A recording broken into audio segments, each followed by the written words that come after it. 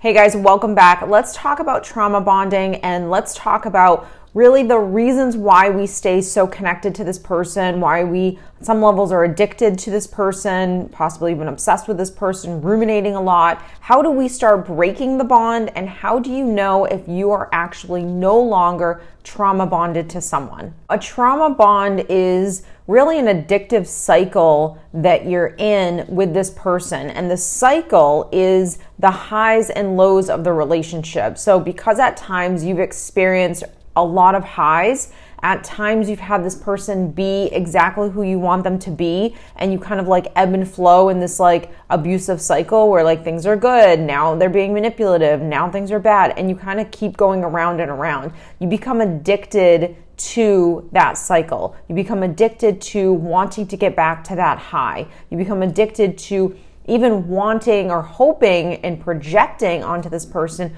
who you want them to be, and you kind of stay stuck in this, really in this like hope that things are going to get to a place where you're really, really happy and satisfied in the relationship. This happens because the victim who is experiencing the trauma bond is experiencing severe denial, which means that they haven't faced the realities of the relationship that they're actually in, and that this person is not who you want them to be, and they're not even capable of being who you want them to be.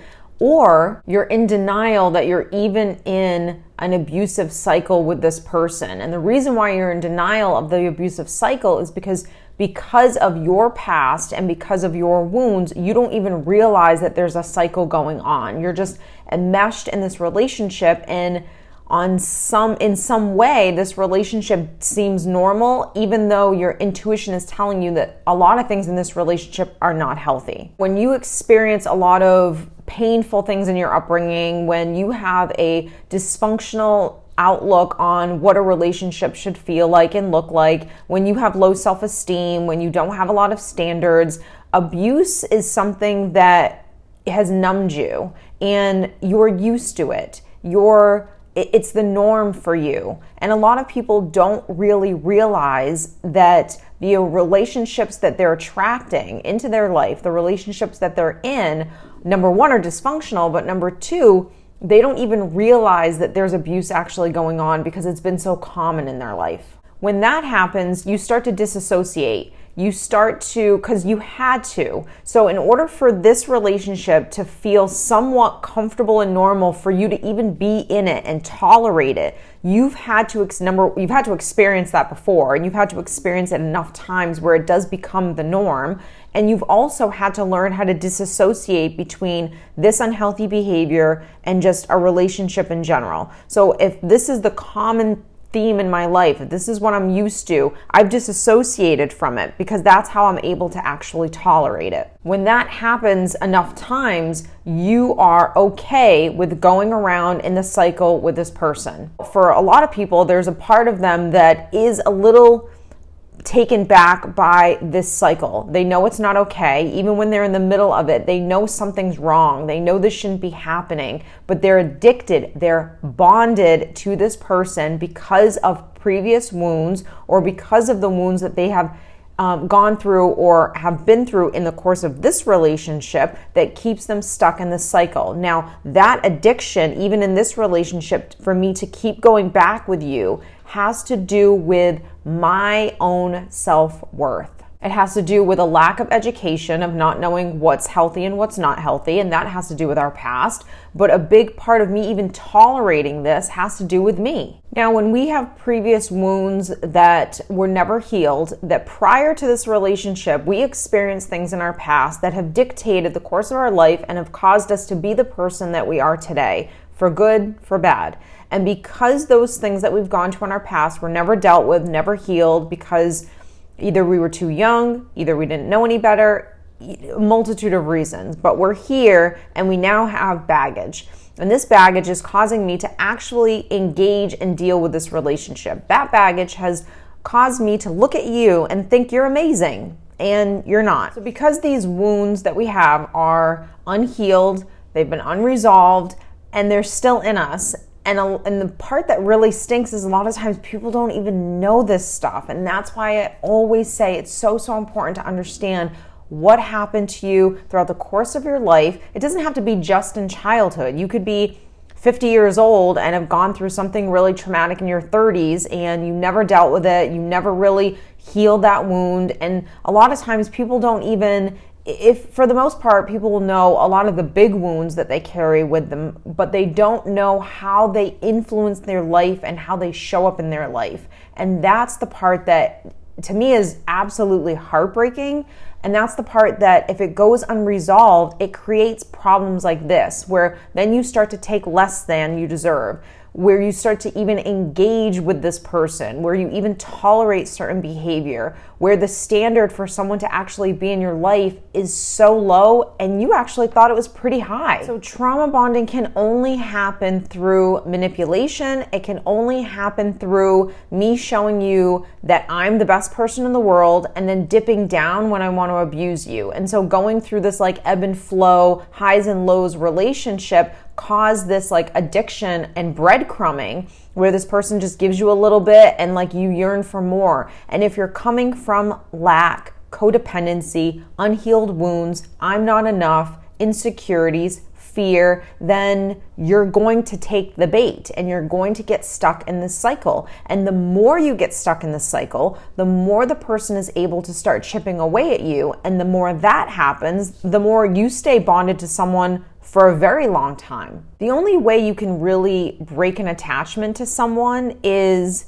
and the easiest way to even start this is out of sight, out of mind. So that's why, especially in narcissistic relationships, one of the first things is go no contact. So if you can go no contact with someone where you're able to get a little distance, chances are you're going to start feeling better right off the bat. But if you can't do that, and this is where it is very hard to have to try to heal something and still have to deal with the person. So if you still have to deal with someone and you still have to engage with someone, on some levels it's way harder, obviously, than just saying out of sight, out of mind and just not seeing the person anymore and getting some breathing room and starting to work on your own self again.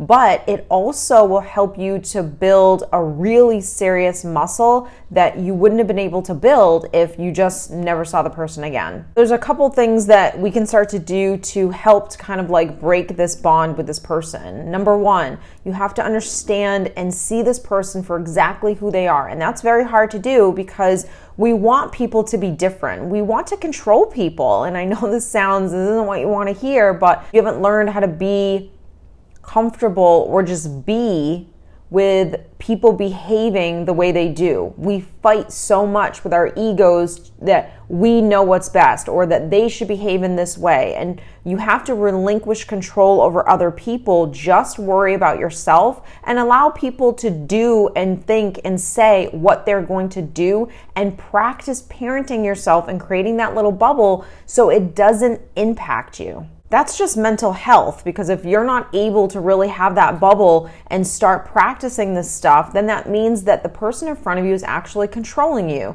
This means that you're actually codependent on them behaving in a certain way in order for you to be okay. So when you start to see their character, it's going to cause you to have to learn how to validate your feelings, soothe yourself, I don't want to say force yourself, but discipline yourself to detach from that person, discipline yourself to stop reacting to this person so you can take a step back and have that bubble and just stay intact so this person doesn't have that kind of control over your emotional state or your mental state. When we're in a serious trauma bond, and you can be trauma bonded to anyone, it doesn't have to be a romantic partner, it could be your mother, it could be your father, it could be your sister, but when you keep going back and forth with someone, when you keep engaging with someone, it kind of ties into that last point of your ego is actually now at the forefront and you want this person to change on some level. You want them to acknowledge their bad behavior. You expect them to do the right thing rather than not having that and not displaying that type of egotistical, unhealthy ways within yourself as well, and allowing people to do what they need to do, but detaching from it. So when you stop engaging and you stop going back and forth and you stop feeling as though you know how they should be behaving, even though some things are black and white, even though some things are definitely unhealthy behaviors, it's not your job to come in and try to convince this person. It's not your job to go back and forth with this person. It's not your job, nor should you be reacting to this person. That right there is hard to do, especially when you have a past with someone. Because if you have a past with someone, whether it's a friend, a lover, cousin, uncle, parent, there's an expectation that you've placed on this person rather than seeing people for who they are and what they're able to give and not having an expectation. Now, of course, that's very hard to do. It's natural at times for us to have expectations on our parents, 100%. Sometimes even on our romantic partners if we've been with them for a long period of time and all of a sudden now a mask comes off and they're a horrible creature. So while it's common to sometimes have expectations, it's very hard to live life and be so above having expectations on people. You have to learn how to spot when you do have an expectation. You have to be able to spot that, okay, I'm projecting who I want you to be, and that's not helping me. It's causing me distress because I'm putting you on a pedestal. I'm thinking that you should behave in this way, and you're not capable of it. So I have to accept who you are, and sometimes that's hard to do. To accept who someone is, you no longer blame them. You no longer say, hey, well, you should have done this right. Hey, you shouldn't have treated me this way. Hey, you shouldn't have, done this or said this or thought this or whatever. You stop kind of putting that control on that person to change, to do something different for you to feel good. You stop the blame and you start just taking responsibility for how you feel. Now, when you're dealing with someone who's narcissistic, you have to remember that this is a very toxic relationship. It is a relationship that was not based on anything that you probably thought it was based on. Those are hard pills to swallow. When you start really having to look at a person, especially a parent, and really having to see them with clear eyes, and that the vision that you had of them or this like perception or this person that you thought that they were, that person doesn't exist.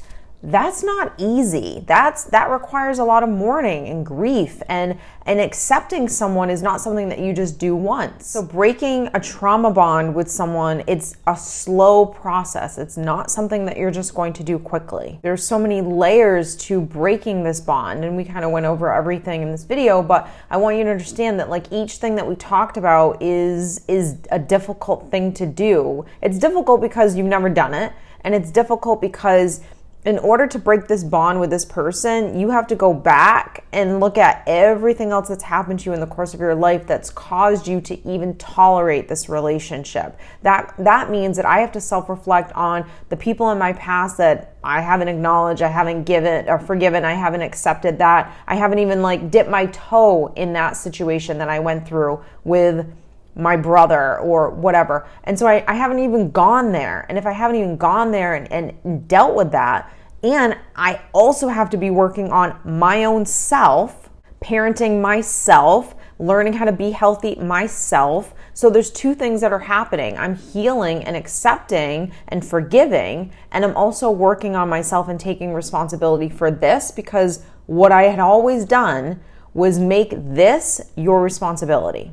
You have to change. You have to do something different in order for me to be okay. You have to speak to me in a certain way in order for me to just respond to you and not just like react. And react doesn't have to be negative. It can also be react in taking what they're doing very personally and becoming very sad. So when you are at a place where you know that you're really not as bonded to this person as you used to be, here are going to be the clear indications that you're now on the right track. Number one, you have, throughout the process of healing and kind of detaching and working on breaking this bond, you started to change. So you started taking full responsibility for yourself. And when you take responsibility for yourself, people don't need to do anything different. You can actually cultivate peace, contentment, and happiness all on your own. It literally is giving me goosebumps as I say that, because you can be happy just with who you are, where you are, regardless of what's going on and who's doing what and is this person healthy. Like None of that matters. There's no cycle that I'm going through with you because I can spot that cycle. Number two, I've educated myself now where I can spot manipulation. I can spot gaslighting. I can spot these times where you're being passive aggressive, or when you're, breadcrumbing me and you're just lowballing and you're bringing my standards down. No. I can spot all of that. And when it happens, I know what to do about it. So throughout that process of me starting to break away from you, I set goals for myself. I'm working on myself. I'm actually starting to feel good because I realized that I can feel good regardless of what's going on. Your self-esteem starts going up. Your confidence starts going up. You feel hopeful for the future. You're excited about the future. Your whole energy and demeanor has completely changed because of one really big thing. You're working on healing and letting that stuff go, and you fully own this. When those two things happen, life gets really better and you are no longer addicted to people. The next thing, you go no contact. And there are some people, don't get me wrong, that you have to still have relationships with, but in those situations, you have to alter your contact with this person. You have to be able to be very disciplined to say, I'm not going to engage anymore on this email, on this text, in person. You have disciplined yourself and had the strength now to stop. Your ego's not at the forefront. You don't need this person to change. You don't care what they think. You're totally fine with having that bubble and just walking away because your peace means more. I think one of the clear indications that you've definitely broken a bond is this person is not in your thoughts all day, every day. You're not dreaming about this person anymore. You're not feeling like there's something that hasn't been said. All of that mess where you were really struggling for a while to fully accept this situation, that's completely gone now. And you're mentally free from this person. That's a place that you don't realize you're at that place until just one day you kind of stop and you're like, wow, I haven't really thought about them in a while, and I haven't really obsessed about that in a while, and they're not taking over my mind and my dreams all the time. And you start to actually sit for a second and think, I feel free. But to get to that place also is about one really important thing, making a decision to stop. Because you have to remember, you're in an addictive cycle right now. And so an addiction, while there's emotions tied to addiction and all those types of things, there does come a point where you have to make more logical decisions than just allowing yourself to do what you've always done. So I hope you've enjoyed this video, and like always, if you're interested in working with me, I always link everything down below, but I hope this video gave you some really great tips that you can kind of take to start moving yourself forward to either break the cycle, or if you feel like you're at that good place, I hope this gave you the validation that the bond has been broke.